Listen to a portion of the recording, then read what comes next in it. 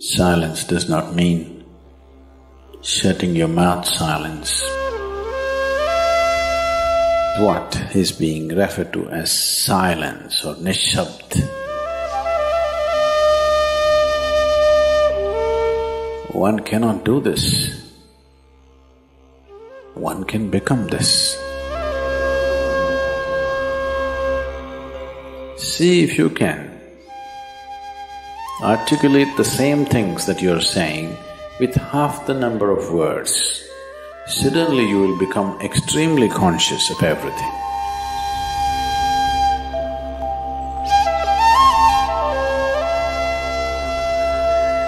The wind makes its own sound. So does the water.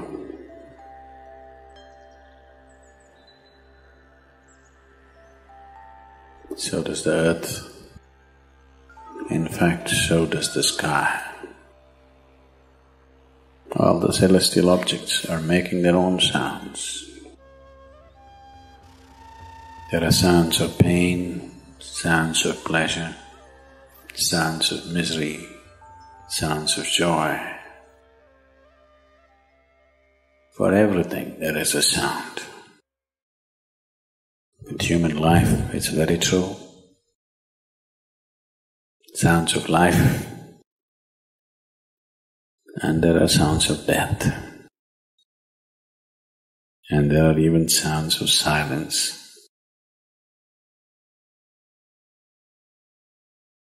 So this complex amalgamation of sounds, different kinds of sounds, creates different intent, different levels of compulsiveness, different levels of bondage, and different possibilities of entanglement.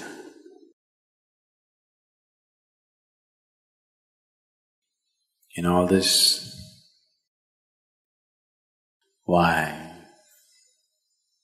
one chooses to become silent? Silence is not a way of denying yourself life. It is not even about denying yourself articulation. Silence is about moving from compulsiveness to consciousness.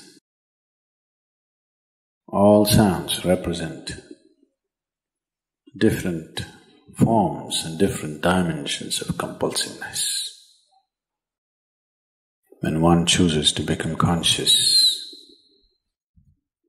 not be entangled in the compulsive nature of the existence,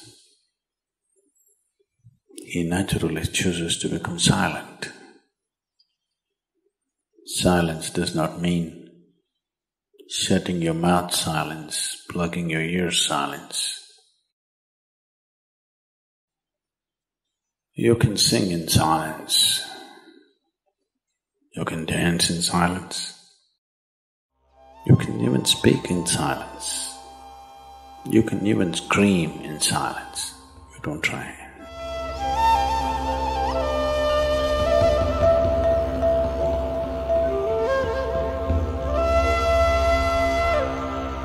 That does not mean when everybody is silent you scream. That is not screaming in silence.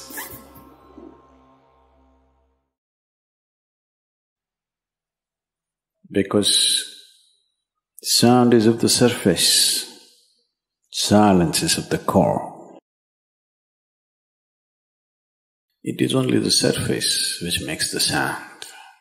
See, now the water is hitting the surface and making the sound. Deep down, there is no sound. That is so with life. On the surface, it is a very complex mesh of sounds, a maze of sounds happening. But at the core, there is no sound. There is no word for no sound in English language. We call it nishabd. That means absence of sound, a total absence of sound. Absence of sound means absence of reverberation. Absence of reverberation means absence of life. Absence of life means absence of creation. Absence of creation means absence of the Creator too. So a space which is beyond creation and Creator, a dimension which is beyond life and death, that is what is being referred to as silence or nishabd.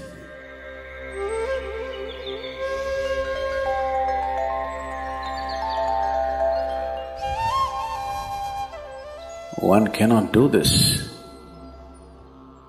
One can become this. Commonly, there are two words employed to describe this. One is maun, that means you're practicing silence, you're not silent. You shut your mouth and you're remaining in maun. This is not nishabd. Maun means you're practicing silence. If you're practicing something, obviously you're not that. Are you life or are you practicing life? I'm asking you. Are you life or are you practicing life? Practicing life? No, your life. Maybe not very well practiced, but your life. Similarly, there is a difference between practicing silence and becoming silence. Practicing silence starts as a certain restriction, but slowly, as one practices silence, one can possibly become silent. One can become silent in intense activity, but nobody can keep up intense activity forever. Moments of intense activity are only moments. Nobody can sustain it. You'll expend yourself. Only if you can achieve it in inactivity, it is sustainable.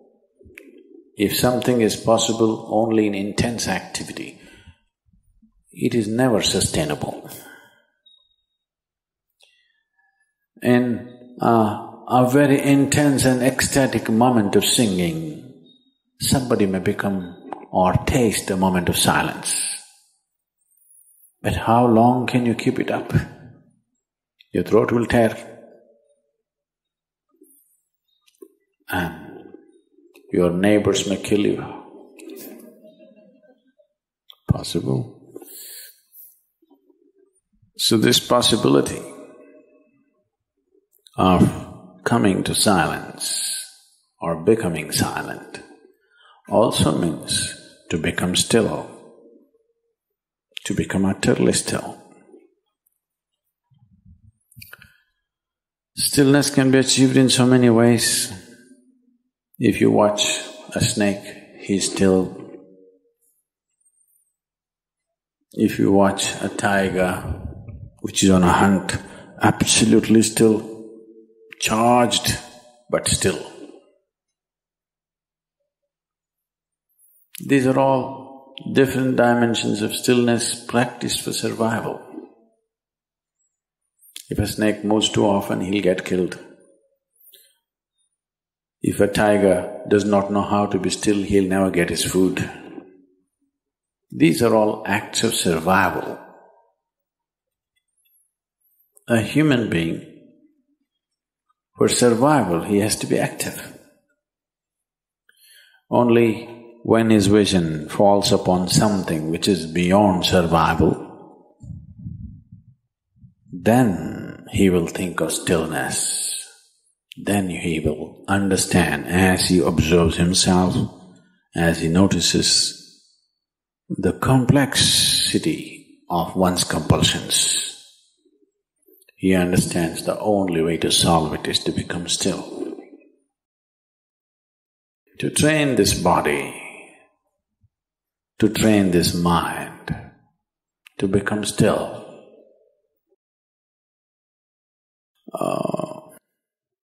Take some effort. If one is simply blissed out, he will become still. But otherwise one has to work bit by bit, one has to work to bring this body to absolute stillness. Most people cannot hold their body in one place for any length of time. They're all the time in moment.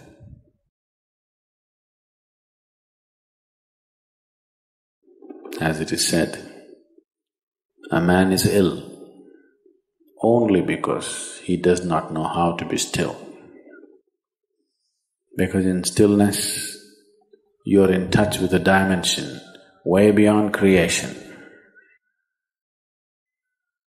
Once one is in touch with that, there is no such thing as illness. If I sit here and the body rots and falls down, still there is no illness, it's just there. Because in fact, when one becomes utterly still, he may not be able to hold on to the body unless he learns the tricks, the mechanism of the body.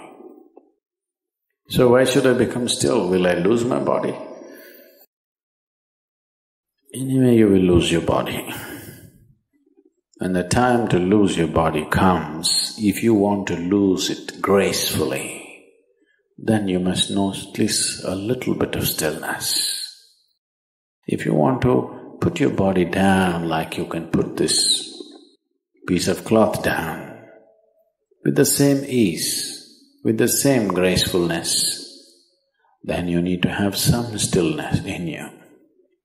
Otherwise, you and your body, you have to be torn apart, which is an ugly thing to do. When you're being torn away from your body, it is an ugly and painful thing to do, unless you can keep it down. There's no grace in life. So if one has to attain to that grace, at least a certain amount of stillness has to enter your life.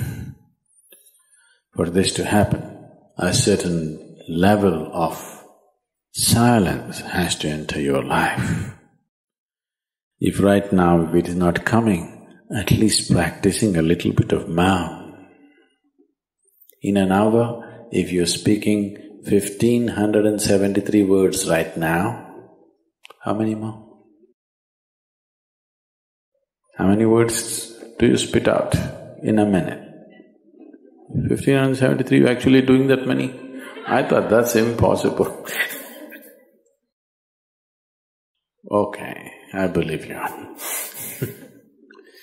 So whatever number you're doing, see if you can articulate the same things that you're saying with half the number of words.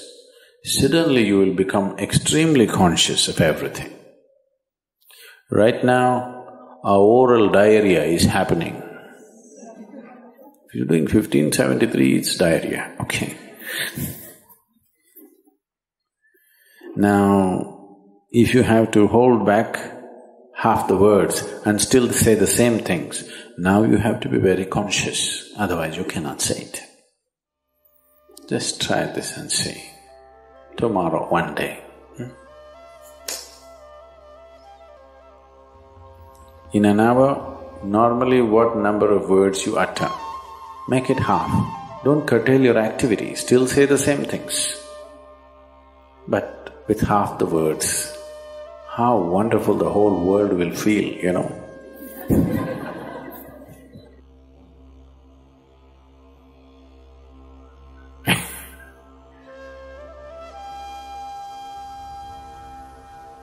World will be a wonderful place, I'm telling you, tomorrow, if everybody does this. Many marriages will be saved.